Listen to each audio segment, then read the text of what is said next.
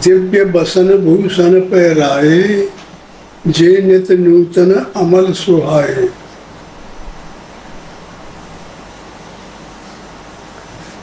देखिए, ये रामायण का प्रसंग है। रामायण के दो प्रकार के अर्थ हैं, एक बाहरी और एक आंतरिक। एक साधु और संत और महात्माओं के लिए अर्थ है, जिसको अध्यात्म अर्थ कहते हैं, और एक अर्थ संसार के लोगों के लिए है, जिसे बाहम अर्थ कहते हैं। चित्रकूट की शुरू करते हैं। देखिए, चित्रकूट में आया है कि चित्रकूट के विहंग मृग बेल बिटप तृण जात, पुण्य पुंज धन्य यस कहे देव दिन रात। देखिए, चित्रकूट की महिमा का वर्णन किया गया है। ये चित्त जो है, मन चित्त चित्रकूट है। तो देखिए, आंतरिक अर्थ है राम कथा मंदाकिनी, चित्रकूट चितुचार, तुलसी सुभग स्नेह बल, सिया रघुबीर बिहार। ये चित्त जो है, ये चित्रकूट है। कब चित्रकूट बनेगा? जब हर चीज का त्याग करके परमात्मा के पीछे पड़ जाए। परमात्मा को प्राप्त करना है। ऐसी कंडीशन में जब ये चित्त आ जाता है तो ये चित्रकूट बन जाता है।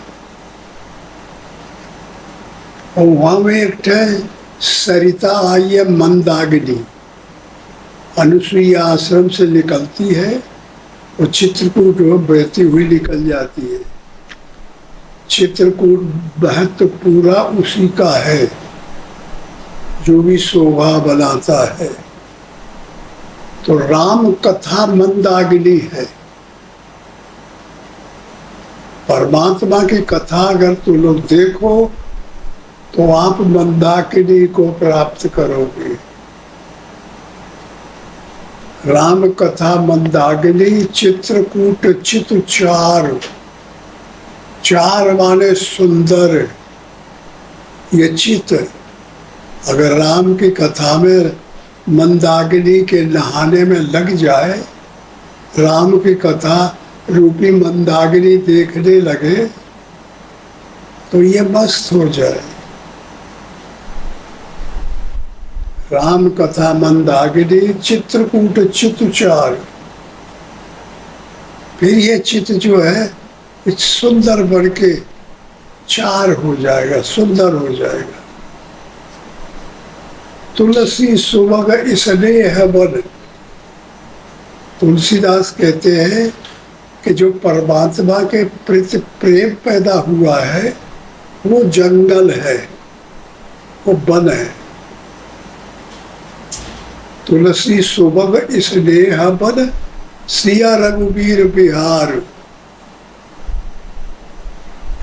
उस जंगल में, चित्त के जंगल में सीता रघुबीर विहार करते हैं। कि अनुसुईया तो वो गए नहीं थे, लेकिन जब चित्रकूट से जाना हुआ और अंतःकरण की सफाई, जब चित्त को कंट्रोल कर लिया, तो अब चित्ररूपी चित्रकूट से आगे बढ़ना, साधना शुरू करेगा। अनुसुईया। अनुसुईया का अर्थ होता है सुईया। सुईया कहते हैं माया को,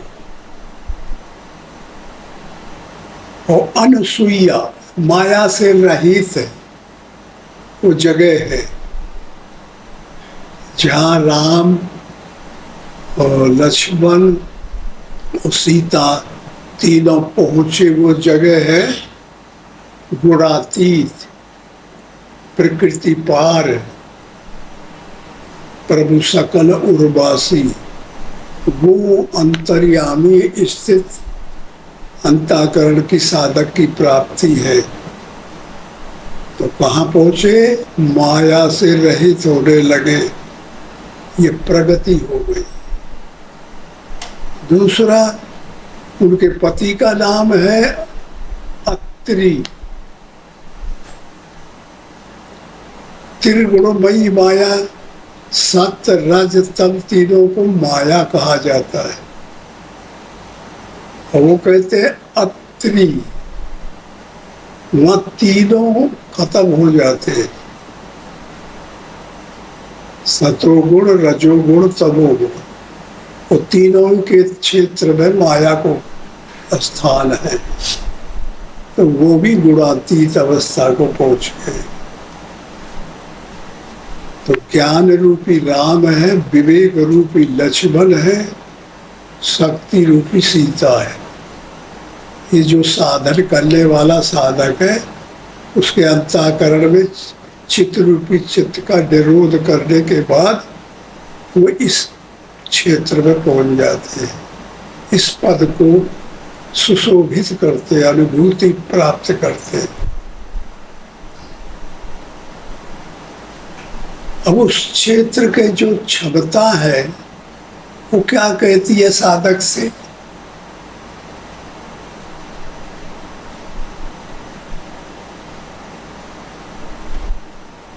देखिए, साधक के अंदर जो क्षमता होती है वो सीता है।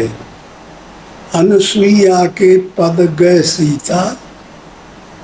अनुसुईया जो टाइटल है, डिग्री है, समझ है, उसको सुशोभित करते हुए साधक के अंदर जो सुंदर समझ है वो गौर प्रणाम करती है, आवाहन करती है कि डिग्री मुझे प्राप्त हो।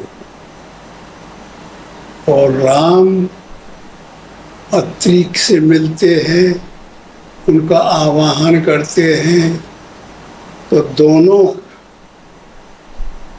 अपनी अनुभूतियां अंतर जगत फकीरी पार्लियामेंट से मिल रही है उनकी।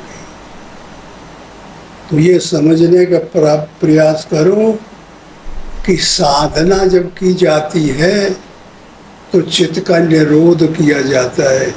योग शास्त्र जिसने देखा हो, नहीं तो देखने का प्रयास करे, खास चित्त ही है सब कुछ।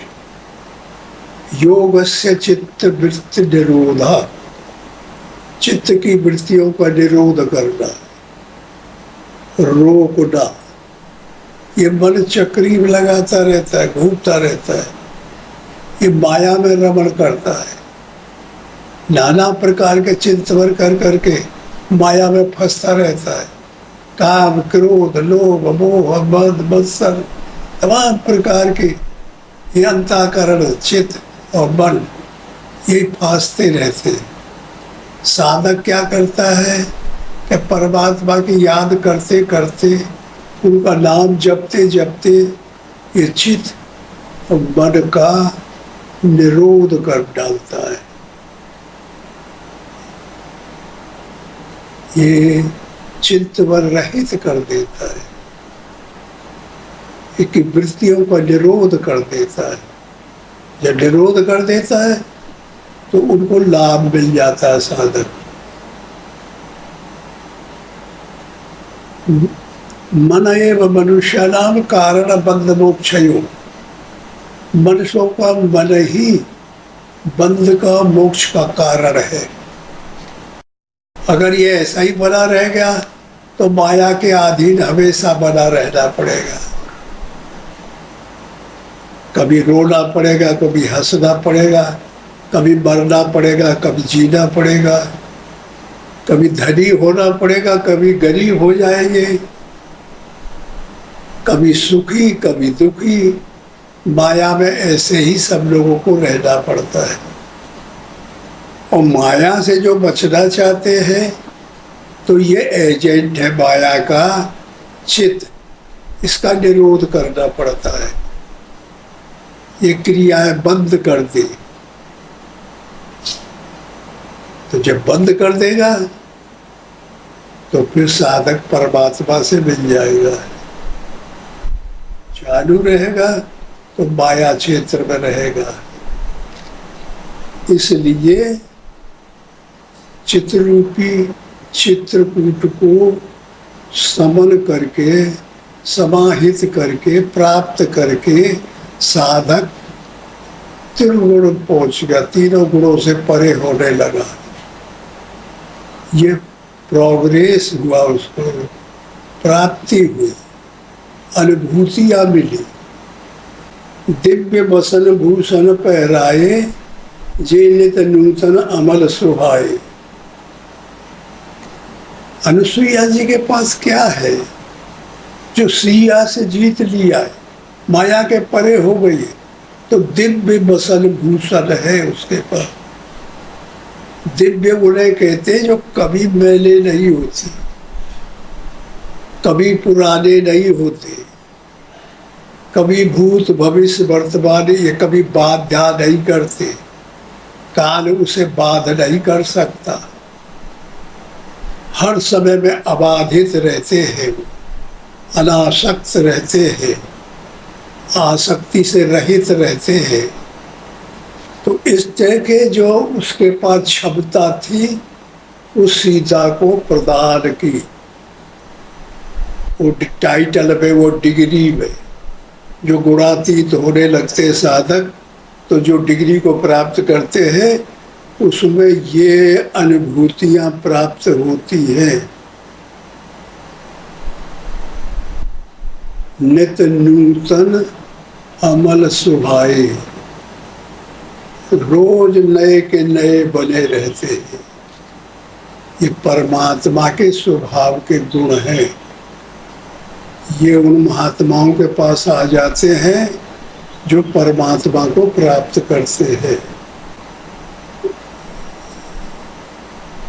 अनुसुईया जी कहती है कि सीता, मेरे पास कुछ नहीं था, मैंने एक टक अपने पति की एक धारणा से सेवा की है।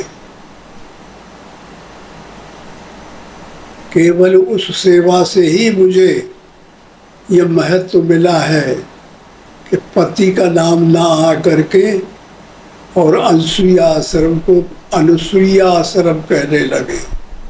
अत्रि आश्रम नाम नहीं आता, अनुसुईया आश्रम विख्यात है। अच्छा, ये मंदाकिनी नदी कभी अकाल पड़ा हुआ तो जंगल में कहीं पानी नहीं मिलता था, तो समाधि से जब अत्रि उठे तो उन्होंने पानी मांगा, तो बैठ के फिर निकाला है, तप किया है, और तप के द्वारा फिर वही पहाड़ के नीचे से धाराएं निकली है। हजारों धारा है, सहस्त्र धारा, तो एक नदी बन के चालू हो गई है। चित्रकूट की शोभा यही बढ़ाता है। यह सबसे बड़ा अनुसुईया का महत्व है। तो अंतर जगत में साधकों के लिए ये गुणातीत प्रवृत्ति का नाम अनुसुईया है, और संसार के लिए एक स्त्री महत्वपूर्ण सती का स्थान है। यहाँ मिलते हैं और राम और लक्ष्मण और सीता आगे बढ़ जाते हैं। आगे जाते हैं तो सर्वभंग ऋषि बहुत जर्जर हो गए थे और उनको शरीर का छोड़ना था, त्याग करना था। तो अंतर जगत से उनको संकेत मिला कि परमात्मा यहाँ आ रहे हैं, राम आ रहे हैं। तो फिर वो डटे रहे, अपने शरीर को टांगे थे। तो फिर ये लोग पहुंच जाते हैं, तो खड़े होते जाके, तो वो उठ के बुढ़ा बाबा देखता है कि राम आ गए, तो कहे हाँ आ गए कि भगवान आपके दर्शन कर रहा था, अब मुझे आज्ञा दीजिए। तो फिर वो ऐसे उड़ते हुए और जैसे दीपक की लो होती है ऐसे जलता जलता निकल गए।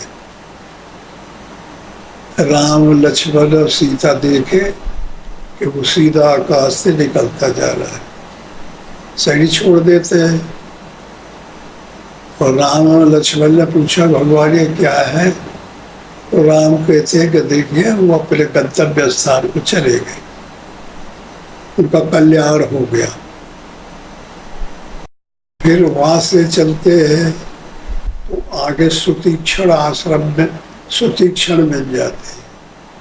फिर वो जो है कुंभज ऋषि के पास अपने गुरु के पास ले जाते। मिला असुर विराध मग जाता, आपद ही रघुवीर ने पाता। पुनः आए जहाँ मुन सर्वभंगा, सुंदर अनुज जानकी संगा। चितवत रहे पंथ दिन राती, अब प्रभु देख जुड़ानी छाती। सीता अनुज सहित प्रभु, नील जलद तनु श्याम। मम हिय बसऊ ही निरंतर, सगुण राम सोई राम। बस अंदर भगवान को भगत जितने होते हैं वो यही मांगते हैं कि भगवान हमारे हृदय में वास करिए। अंदर का अर्थ है ये कि परमात्मा की जो कैपेसिटी है, ताकत है, बीटो है, विल पावर है, वो मेरे अंदर आए, उसको मांगते हैं। वही सार वस्तु है। परमात्मा की कृपा हमारे अंदर आ जाए और हमारे अंदर हमेशा रहे। रामायण में एक जगह कहा भी है कि बचन करम मन मोर गत, भजन करे निष्काम। तिनके हृदय कमल में करूं सदा विश्राम। वचन से, कर्म से, बोलने से मेरे स्वभाव को जो प्राप्त कर लेते, राम कहते हैं कि मेरे जो नेचर है, स्वभाव है, उसे मानव प्राप्त कर ले और भजन करे, भजता रहे मुझको। कैसे? डिमांड न करे, उससे कुछ मांगे ना, निष्काम होके भजे। मुझे कोई जरूरत नहीं है और फिर हम परमात्मा का भजन कर रहे हैं, ये निष्काम है। भजन करे निष्काम, इनके हृदय कमल में करूं सदा विश्राम। ऐसे जो भगत होते हैं, ऐसे जो साधक होते हैं, संत होते हैं, उनके हृदय में परमात्मा वास करते हैं। परमात्मा निर्वयव है, परमात्मा अनपेक्ष है, परमात्मा अनासक्त है, परमात्मा कोई बस अवयव नहीं है, शरीरधारी नहीं है, निर्गुण है, निर्वयव है, शरीर रहित है। इसीलिए उसका नाश नहीं होता। भूत भविष्य वर्तमान तीनों काल में एक रस रहता है, और जो तीनों काल में बराबर नहीं रहता वो माया है। शरीर लड़का होता है, फिर जवान होता है, फिर बुढ़ा होके वो चल बसता है, फिर आता है, फिर जाता है। पेड़ वृक्ष पहाड़ नदी नाले सब काल करके बाधित है, समय करके बाधित है, देश करके बाधित है। परमात्मा अबाधित है, इसलिए परमात्मा का महत्व सब जगह रहता है। वो अकल है, अनी है, अभेद है, एक रस है, व्यापक है, शुद्ध है, बुद्ध है, अजन्मा, अचिंतन, अरूप है, अलग है, अविनाशी है। इसलिए वो उसकी क्षमता को कोई छीन नहीं सकता। वो काल करके अबाधित है, वो बाध नहीं हो सकता। इसलिए परमात्मा सर्वत्र है। तो इस प्रकार ये करते हुए मम ही हृदय बसो स्वरूप रूप श्री राम, ऐसा मांग के और सर्वभंग ऋषि अपने स्थान से अपने कल्याण को प्राप्त हो गए कि परमात्मा को गोल बना के, लक्ष्य बना के लगे रहना चाहिए।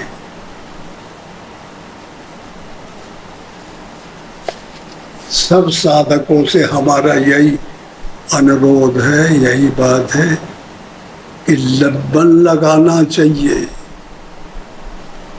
ऐसे नहीं कि कोई ठाट से खाए पिए और बैठे रहे और बस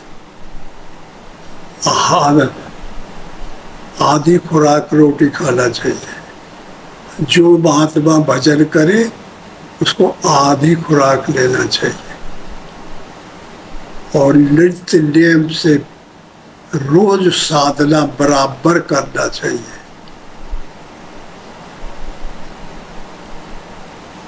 और रोज उसको अंतर जगत में समर्पित करना चाहिए। जो भी मेहनत की, जो भी साधना की, वो परमात्मा को दे देनी चाहिए। तो इस प्रकार जो सुबह उठते ही वो अपने प्रभु को समर्पण करता है, बुरा भला हो भगवान आप मुझे लीजिए, ऐसा जो समर्पण होता है वो साधक अति उत्तम माना जाता है।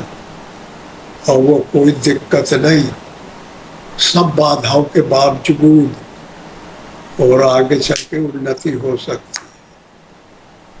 तो इस तरीके से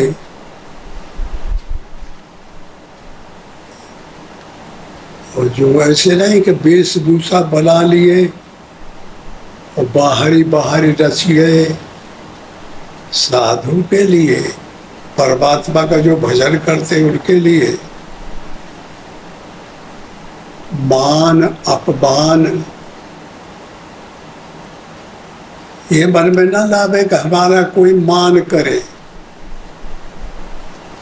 संत सुखी विचरंत मही, सम्मान निरादर आदर ही। खूब सम्मान करे, आदर करे, निरादर करे, गाली दे तो उनको बुरा नहीं लगना चाहिए। महात्मा उन्हें कहते हैं जिसको तुम कहीं जा रहे हो पब्लिक के बीच में, पब्लिक आके उनको लेके सब बड़ा सम्मान किया, बैठाए, पूजा किया, भोजन कराया। कहीं सम्मान निरादर, कहीं निरादर भी हो, गाली देंगे, बाबा पाजी घूमता फिरता है। हाँ, उदाहरण देंगे कि देखिए फलानी जगह बाबा पकड़ा गया, ऐसे ही बाबा घूमते रहते। तो बुरा नहीं लगना चाहिए। सम्मान करें तो फूल न जाए अहंकार में। सबको हाथ जोड़े, सबसे नतमस्तक हो, अपने से बड़ा माने। जो जो दिखाई सुनाई पड़े सबको अपने से बड़ा माने। ईश्वर को ही सब में देखे, सब में परमात्मा देखे। सिया राम में सब जग जानी। ऐसे ढंग से जो चलेगा तो वो साधना जल्दी आगे बढ़ती है। क्षमता आनी चाहिए। ये नहीं कि कोई अगर तुमसे बुरा कह दिया तो झट लड़ाई लड़ दिए, उसे झगड़ा कर लिए। ये साधु के लक्षण नहीं। बुरा कहे तब भी खुश रहो, भला कहे तब भी खुश रहो। ऐसा जो साधु होता है उस समाज में कीर्ति बढ़ती है, परमात्मा के यहाँ मान्यता बढ़ती है और शांति को प्राप्त करता है। अच्छा, ओम।